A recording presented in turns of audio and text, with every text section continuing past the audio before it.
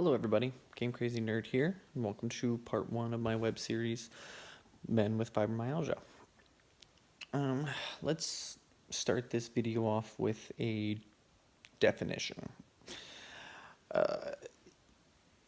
Fibromyalgia, I guess, simple Google search of it calls it a musculoskeletal pain disorder, accompanied with fatigue, memory loss, and a whole list of other issues that you probably don't want to ever have. Unless, of course, you're a masochist and you absolutely love pain, then have at it. It's a great disorder for that. But anyway, with this web series, my eventual goal, I guess, is to show other males that you can function, that life is gonna suck a little bit, but it's not impossible. The main reason why I'm really doing this is men don't get diagnosed as often with it, and a lot of times even after they're diagnosed or right around the time when doctors are trying to figure it out, people give you a look. It's a really hard look to describe. It's like they pity you, and at the same time they don't believe you. They kind of look at you like, whatever, you just don't know how to handle pain, and they go about their day. This web series isn't gonna be all peaches and cream. It's not gonna be, you're all special and everybody needs to just get along and all that. It's not gonna happen. I wasn't raised in that time frame, and neither. Well, let's put it this way: I don't need other people's affirmation that I will make it and I'm gonna be okay. I have to believe it myself in my own brain. So people telling me that everything's going to be okay and that, it won't always be like this and whatnot, it doesn't help me.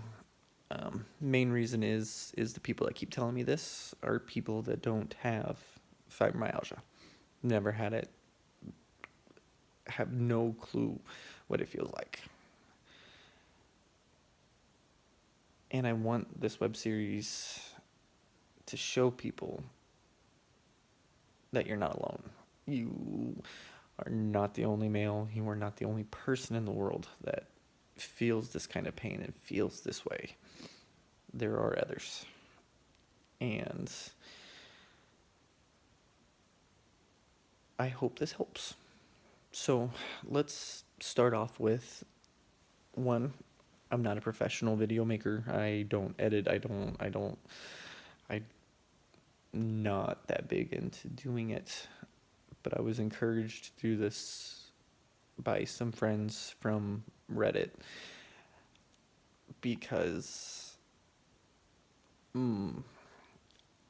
I've learned how to build up a mental resilience to the pain and kind of just work through it.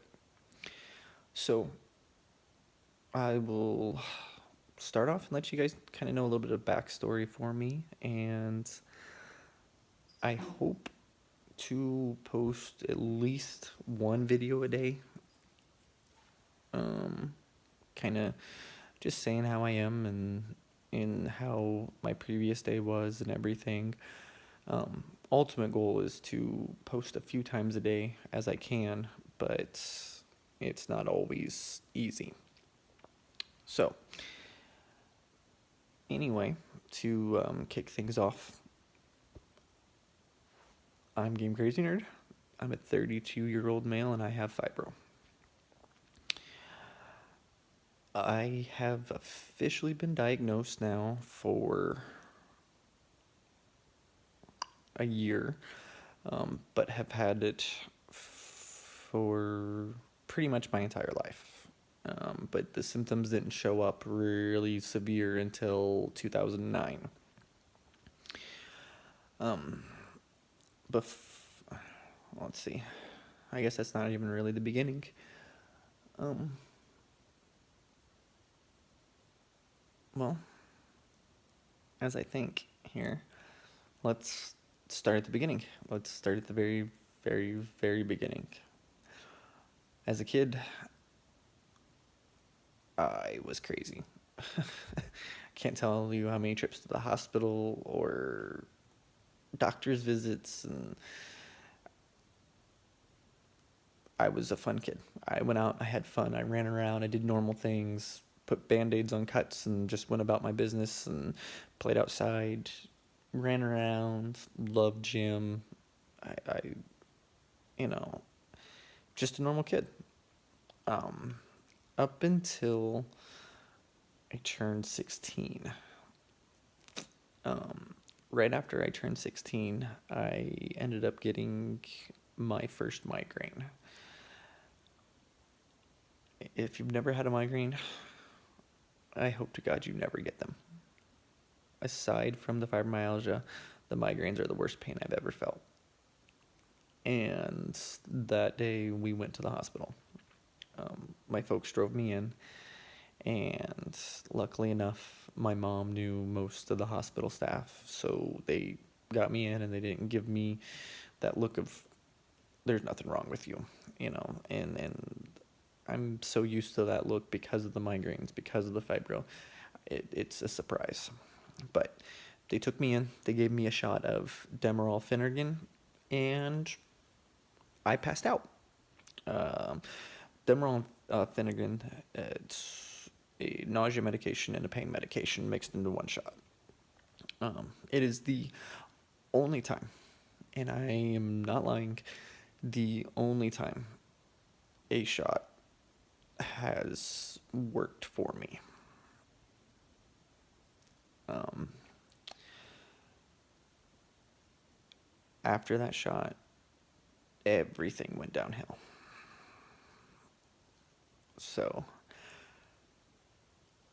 we started driving home, and my folks let me sleep for about 12 hours, and then my mom woke me up, told me to get in the shower.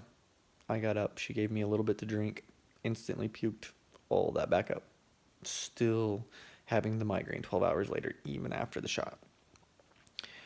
Well, I curled back up into bed after my shower and slept for another 12. Finally, I felt better. And that is the last day I gone without a headache. The very last day. Since that day, I have had a permanent 24/7 headache with migraine flare-ups that at its peak I was having 15 to 20 migraines a month. Nobody knew the reason why. Brain scans, MRIs, vision, everything. Nobody can explain why I have migraines and why I have headaches. So that starts me off at 16, dealing with pain. I start taking Excedrin migraines, Advil, Tylenol, eventually Vicodins and hydrocodones and everything else under the sun to help with the pain. And, well, it worked for a while. And for a bit, it was great. I could deal with it, just take a pill, be fine, go about my business. Well, in 2002, when I turned 17, I signed up and joined the military. Luckily enough, they didn't really care about the migraines, and I didn't know anything about the fibromyalgia at the time, and I was physically fit, so they let me join. In 2008, I was deployed to Iraq. Now, my unit knew at that point that I had migraines and headaches, but I wasn't on any official medication, so I didn't have to worry about not being able to be deployed. I could get deployed, I could do my job and get it over with. What I wasn't expecting is after I got deployed, the migraines got worse. It got to the point that for the first 6 months, I was pretty much at the TMC every day. I would go there first thing in the morning after my shift. They would give me something to sleep. I would go back to my room for 12 hours, sleep, go back to the office, work for 12 hours, and then go back the next day to the doctor because I'm still in pain. We tried antidepressants, blood thinners, all kinds of pills to help with the migraines. But that's when I noticed something. Pills weren't working for anything anymore. It's like I might as well have been taking sugar tablets. The doctor kept trying to increase doses and increase doses and increase doses. And he did that with an antidepressant that really had me worried because I don't need large quantities of antidepressant in my system. So I talked to him and we agreed that we'll stop the antidepressants. And he goes, just come in whenever you're in pain. I'll give you a shot, or I'll give you something to help out to at least get you to sleep, or at least take away the nausea, and go back to your room and come back. And we'll just go about this daily. And we did that. We did that pretty much the last 6 months of the deployment as well.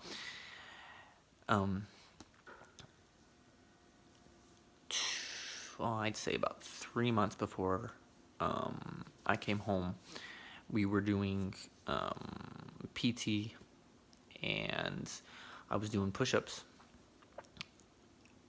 And on one of my push-ups, I pushed up, and this shoulder decided to pop out and slide behind my shoulder blade. It hurt because I was in the middle of it and I was resting pretty much all my weight on my shoulders. So when I pushed up, that shoulder dislocated and slid out, and I hit the ground and rolled it back into place essentially. And it hurt. It hurt like there was no other. But luckily enough, I could move my shoulder, and nobody said anything was wrong. So next day, I went about doing my normal stuff. I just noticed my arm hurt. Come 2009, I'm home. I'm living with my folks in Florida, taking care of my grandmother, and I start realizing this shoulder and my knees were starting to hurt more. Not just soreness or slight pain. It was getting bad. It was getting to the point that for the next 2 years after I got home from Iraq, I couldn't pass a PT test. I couldn't do the required amount of push-ups. I couldn't do the run because it physically hurt me so bad. So I started going to the VA.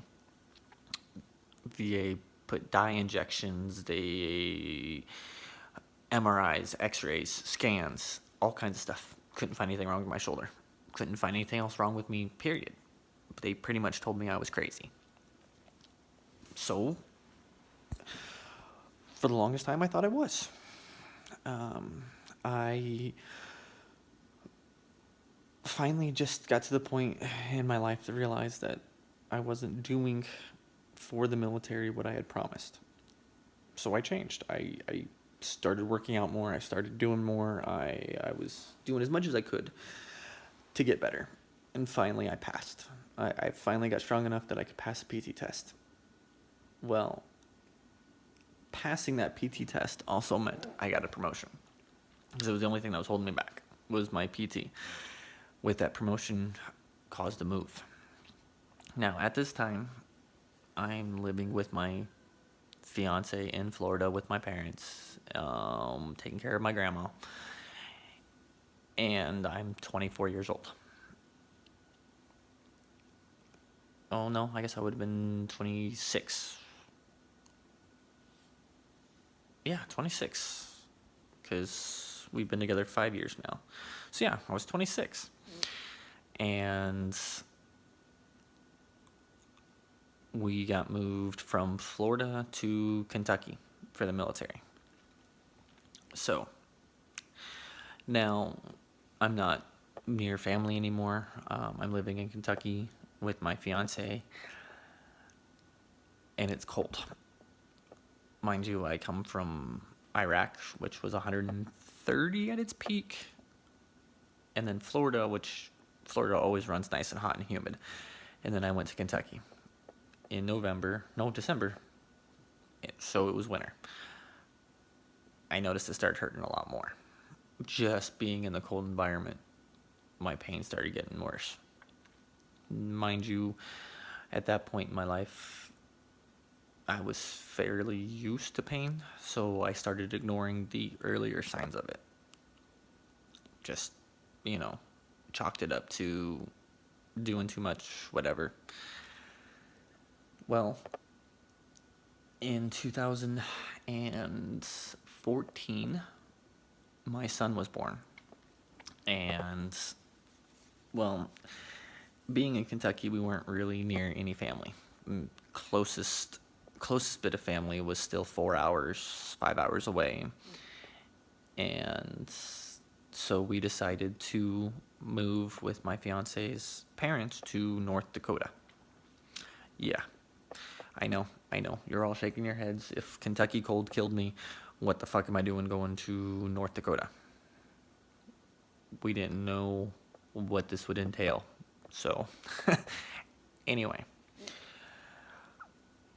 Come let's see I guess it was 2014, June.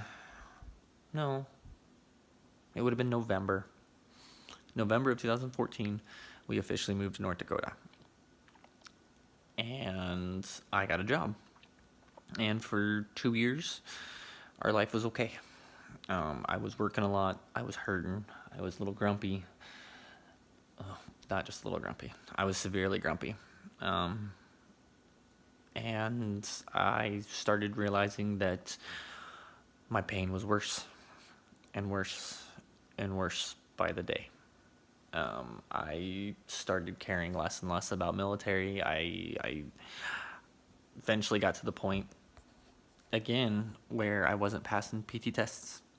And this time, I didn't understand it. Because this time, it wasn't just my shoulder. It was my knees. It was my skin. It was my head. It was everything. I felt, honestly, like I was falling apart. So I went to the knee doctor, had him look at my knee. We actually even went in and had a camera shoved in my knee, and there was nothing wrong with it. She sent me to physical therapy. Pain wasn't getting any better. We were doing TENS units and all kinds of stuff to try to help the pain, and nothing was working. So I sat down and I talked with my mother. Now, my mom's been diagnosed with fibromyalgia for I don't know how many years. I honestly couldn't even tell you. It's been a long time. I honestly don't remember my mom before the fibro. And I was explaining how I was feeling to her. And she apparently understood entirely, because that's how she felt on a daily basis. So she asked me to go see a doctor and start the process for fibromyalgia testing. Now, here's the fun part about fibromyalgia. It's kind of hard to diagnose. It's kind of like lupus and all those other autoimmune diseases that are pretty much just to the point where doctors are like, we tried everything else, it's got to be this. And, well, that's the case with fibromyalgia. So we started the testing. The first test that came back was my vitamin D was massively low. Uh, I'm talking like he instantly put me on a prescription vitamin D supplement. You cannot get this grade of supplement without a prescription, and it's designed to replenish my vitamin D. Now, you get vitamin D from milk, sunlight, a lot of things. A lot of things give you vitamin D. I am a huge dairy person. I love milk. I love ice cream. I do enjoy being out in the sun when I'm not severely debilitated and can't really move. But I get enough sun exposure. My vitamin D shouldn't have been low. Well, it's come to talking to some friends on Reddit on the fibromyalgia page, and they were also diagnosed with fibromyalgia and low vitamin D. So it apparently accompanies with it. We don't know why, but it just does.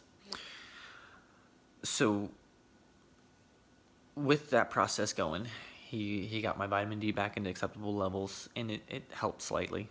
It did. Wasn't a huge change, but it was a very small, minute increase. So we decided to keep testing. And pulled a bunch of blood, went through all the labs, did everything, and it come back that the rest of my body's fine. There's no infection. There's nothing wrong with me according to that. So he started me on Diloxetin, 60 milligrams once a day. That's all I'm supposed to take once in the morning.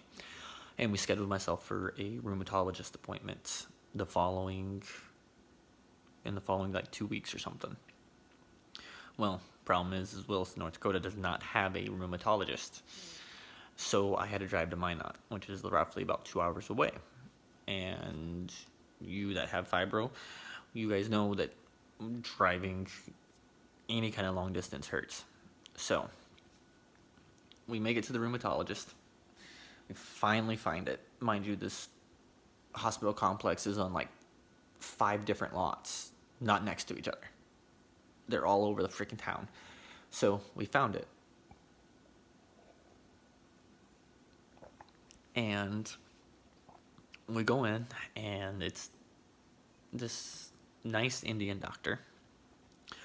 He comes in, has me put the gown on and everything, and then he proceeds to put his hands on my back and my shoulders and just random spots. Didn't touch me very hard, very light touch, and I about fell off the fucking table.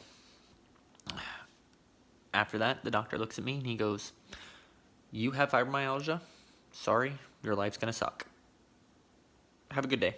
And proceeded to walk out and send his nurse in, and the nurse went over what he's gonna prescribe for me, and we go from there. So that was my introduction to, yeah, you actually do have fibromyalgia, and so it sucks. So that doctor started me on, what did he have me on?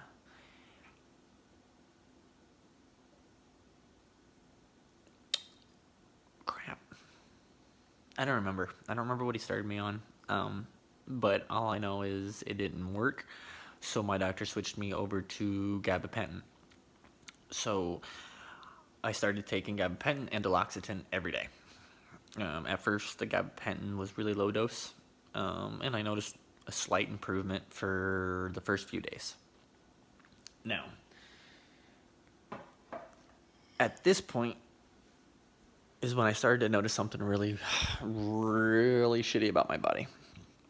So, over the course of many years, taking medications and pain relief and everything else under the sun, I noticed it wasn't working anymore. The normal doses that are safe for me to take weren't producing any effect. So I had to start being really, really, really careful on what I took. If I started taking Vicodins or hydrocodones again, one pill would start making me really, really sick. I would get nauseous, lightheaded, pukey. I'd feel awful on them. Excedrin migraines, Advil, Tylenol, anything over the counter wasn't working. I could eat it like it was fucking Tic Tac candy, and it didn't do anything for me.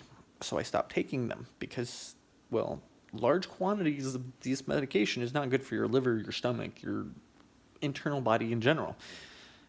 In short term, they're okay. Once in a while, they're okay. They relieve pain, they help you, doesn't harm you. But I was up to, at my peak with Excedrin migraines, I was up to 6 pills every 3 hours, somewhere around there. So really dangerous for me.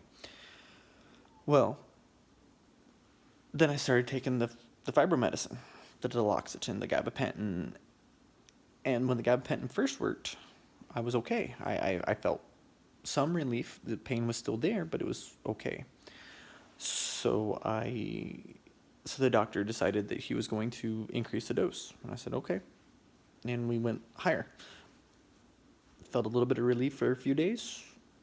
Pain started coming back more intense than ever. So we went higher. And that process kept going until I got up to 800 milligrams 3 times a day. Still on the 60 milligram duloxetine once a day, but 800 milligrams of gabapentin 3 times a day. That is not a good quantity. That is the max dose that anybody can take at any given time. And mind you, gabapentin was not designed for fibro. It was designed as an anti-seizure medication. So one day at work, after being on these pills, I guess, for a few weeks,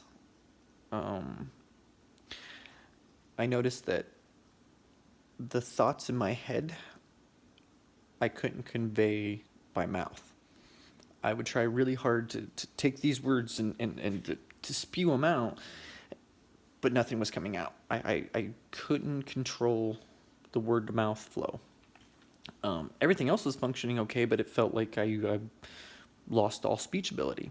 So I drove myself to the hospital, started explaining to them what was going on, and the hospital here in Williston decided to tell me that I was having a panic attack. There is nothing wrong with me. It was just a panic attack, and I'm crazy. Well, that's when I tried to tell them and explain. I was like, no, I'm on gabapentin, and this is actually a symptom of a bad reaction to gabapentin. They didn't listen. So, mind you, at this point, I'm still not able to talk or whatever, and I just checked myself out of the hospital, and I called my doctor, or called my fiance. She picked me up, and next day we called the doctor, and I told him I'm not taking gabapentin anymore. And he started weaning me off the gabapentin. We had to do it in stages, because if I just instantly stopped taking 2,400 milligrams a day, then I would definitely cause myself a seizure and end up in the hospital. So we tapered it down over the course of several weeks, actually a little over a month, if I'm not mistaken, and got me down off of it. Never had one of those episodes again. So, definitely not a panic attack. Anyway, this is all happening at the same time as me doing my military stuff as well. Being with the reserves, it kind of gives me a lot of leeway on what I can and can't do, So that pretty much carries everything over to the beginning of this year. The start of 2017 has been, for lack of better words, the worst year. Now, last year, right after I got diagnosed, I got laid off from my job. Things here in Williston started slowing down. Oil boom kind of just died out a little bit. So my job no longer needed me. So I took a couple months off, collected the unemployment. We were doing okay. And we were trying to move. Well, to move out of Williston, you need a lot of money. It's it's horrible. So we weren't able to. So I took a job in January of this year, and I held that job until June of this year. The main reason why I didn't keep the job was I was missing 1 to 2 days a week every single week because of how bad the pain had started this year. With the gabapentin, the duloxetine, with none of that working anymore, there is no medication for me that does work. So with me trying to get all this figured out and get everything done, I was missing too much work. We were already short-staffed as it was, and things started kind of picking up a little bit, so it started getting super busy. I was up to 12 hours a day again, 6 to 7 days a week, and I did it for 6 months, and they put up with me missing. They understood. My boss actually has a mild case of fibromyalgia, but she doesn't have it as bad. She said that the older she's getting, the less and less it hurts. So June came around, and I decided to quit that job, and I was actually going to take a security job, but the security job fell through because of the one thing that was helping. Now, I haven't mentioned this before now because if you don't live in a legal state, it can't help you out much, unless you can get around that, but I don't encourage it. I do it right now, and it sucks. I highly, highly recommend going to a legal state before you do this because you will notice a huge difference. But I smoke marijuana.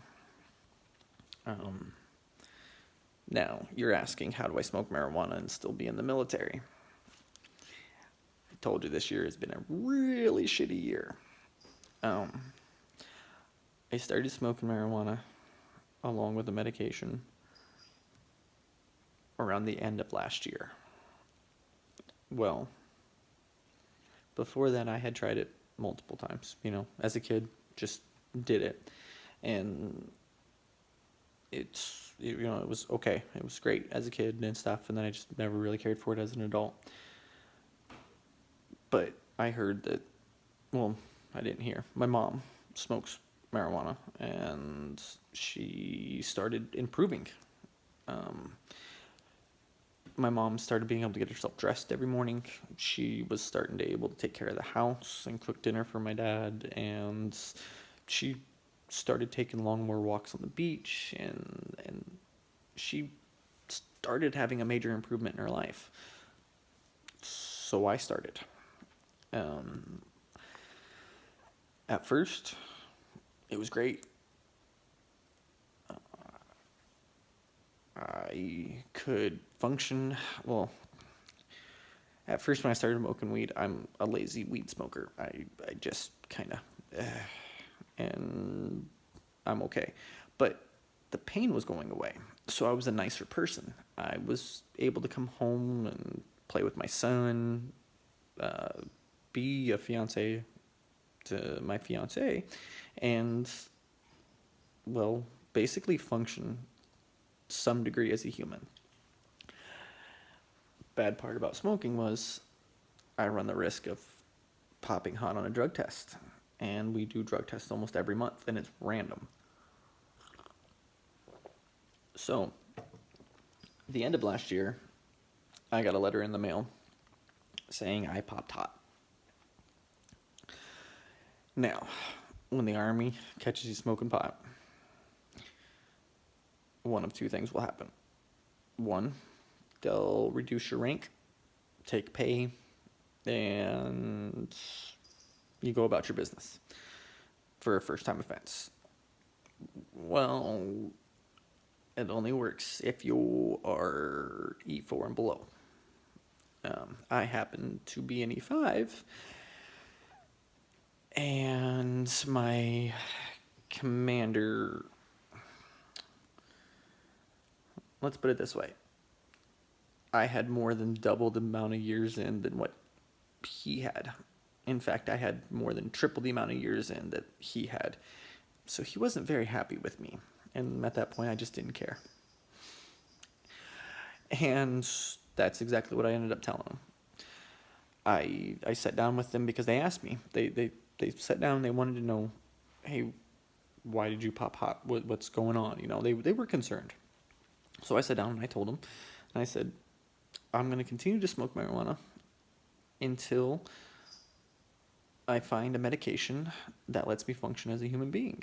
And I explained everything to him. I told him, I said, without it, I can't drive to drill. I can't physically do anything.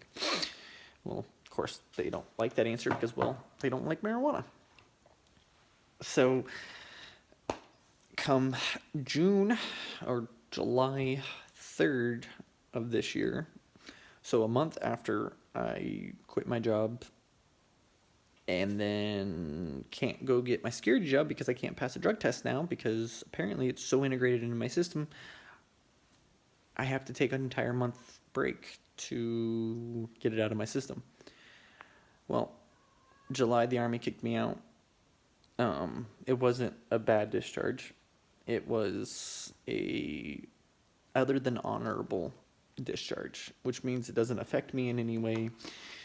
So I can always go back and get another government job or it doesn't hurt me, but it doesn't help me either.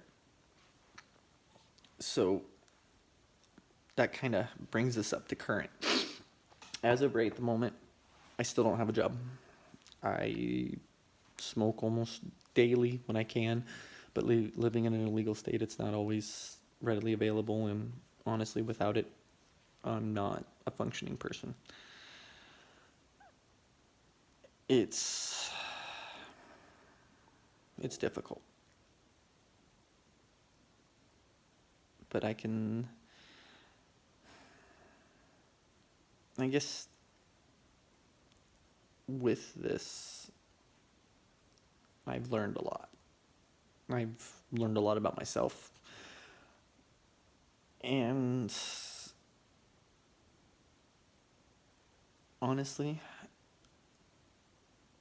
it just sucks.